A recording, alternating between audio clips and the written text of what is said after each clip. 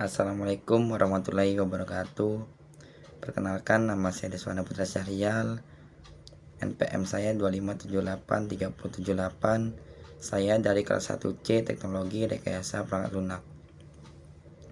Saya akan menjelaskan rangkuman dari materi 1 sampai 7. Materi yang pertama, yang satu, yaitu perangkat lunak dan rekayasa perangkat lunak. Perangkat lunak yaitu adalah sekumpulan instruksi atau program yang memungkinkan komputer menjalankan tugas tertentu. Rekayasa perangkat lunak adalah disiplin ilmu yang mempelajari proses pembuatan software secara sistematis, terstruktur. Fokusnya bukan hanya pembuatan program, tetapi juga perencanaan, analisis kebutuhan, desain, implementasi, pengujian, dan pemeliharaan. Tujuan RPL sendiri yaitu menghasilkan software berkualitas tinggi, mengurangi biaya dan waktu, memperjelas proses kerja tim, menghasilkan sistem yang mudah digunakan dan dipelihara. Dan untuk materi yang kedua, yaitu proses rekayasa perangkat lunak. Proses pengembangan software yang dilakukan melalui langkah-langkah sistematis. Semua tahapan dari awal sampai selesai mengikuti proses, tentu agar hasilnya sesuai kebutuhan. Tahapan proses rekayasa perangkat lunak secara umumnya yaitu memahami kebutuhan pengguna, membuat estimasi biaya, waktu, serta jadwal. Modeling, membuat desain diagram arsitektur. Dan contoh model proses yaitu waterfall linear dari analisis, desain, coding, testing, maintenance. Agile, interaktif, fleksibel, cocok untuk perubahan cepat. Pentingnya proses RPL untuk mengurangi kesalahan, memudahkan kerja tim, mengontrol kualitas software. Dan materi yang ketiga yaitu adalah analisis dan desain sistem. Analisis sistem tahap untuk memahami kebutuhan pengguna dan masalah yang ingin diselesaikan pada tahap ini. Pengumpulan kebutuhan, requirement gathering, identifikasi kebutuhan fungsional dan non-fungsional, pembuatan use case, penggambaran alur proses, dan desain sistem tahap merancang gambaran teknis sistem sebelum coding. Desain arsitektur sistem, desain database, desain antarmuka, UI UX, desain komponen dan modul. Manfaat analisis dan desain: mengurangi kesalahan saat coding, memperjelas apa yang harus dibangun, memberikan gambaran sistem secara keseluruhan. Dan materi yang keempat yaitu ada SDLC, Software Development Lifecycle. Pengertian SDLC sendiri yaitu SDLC adalah rangkaian langkah dalam pengembangan perangkat lunak dari tahap awal hingga pemeliharaan. Tahapan SDLC: planning, requirement, analysis, system design, implementation, coding, testing, deployment, maintenance, dan fungsi SDLC untuk mengontrol proses pembuatan software.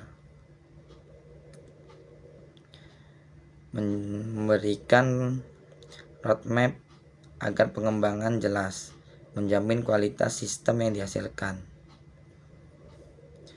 Model SDLC yang populer yaitu waterfall, spiral, interaktif, agile, atau scrum.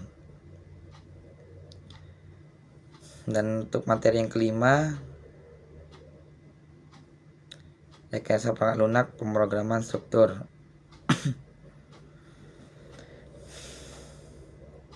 Pengertian pemrograman struktur: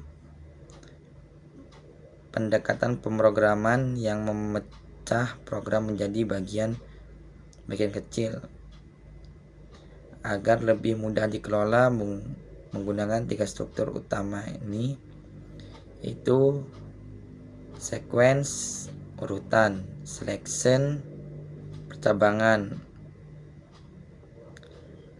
looping perulangan. Dan ciri-ciri pemrograman terstruktur yaitu kode lebih rapi, tidak ada lompat-lompat seperti Goto menggunakan fungsi atau prosedur, mudah dibaca dan diperbaiki. Contoh bahasa terstrukturnya yaitu ada Pascal, C, Python, Java. Dan untuk materi yang keenam, rekayasa perangkat lunak pemrograman berorientasi objek. Pengertian OOP: paradigma pemrograman yang berfokus pada objek terdiri dari atribut data, metode, fungsi.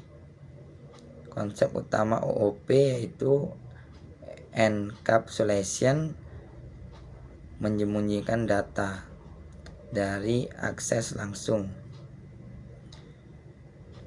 Inheritance, pewarisan sifat atau kelas. Polymorphism, satu interface, banyak bentuk. Abstraction, menyederhanakan kompleksitas. Kelebihan OOP: dapat mudah dikembangkan, lebih aman, struktur kode lebih jelas. Contoh bahasa OOP sendiri yaitu ada Java, C, C++, Python.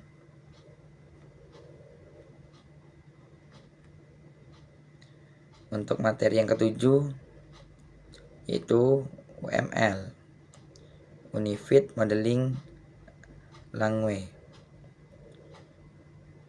Pengertian UML sendiri yaitu adalah bahasa diagram untuk memodelkan sistem perangkat lunak, terutama pada tahap analisis dan desain. Dan fungsi UML sendiri yaitu memvisualisasikan sistem, menjelaskan alur kerja ke tim dan klien. Dokumentasi sistem, mengurangi kesalahan saat coding. Jenis diagram UML yaitu ada struktural diagram, kelas diagram, objek diagram, komponen diagram, deployment diagram, behavioral diagram. Yaitu ada juga use case diagram, activity diagram, sequence diagram, state machine diagram. Pentingnya UML: memberi gambaran sistem sebelum dibuat, menyederhanakan komunikasi, pengembangan dan klien. Sekian dari saya. Terima kasih. Saya akhiri. Wassalamualaikum warahmatullahi wabarakatuh.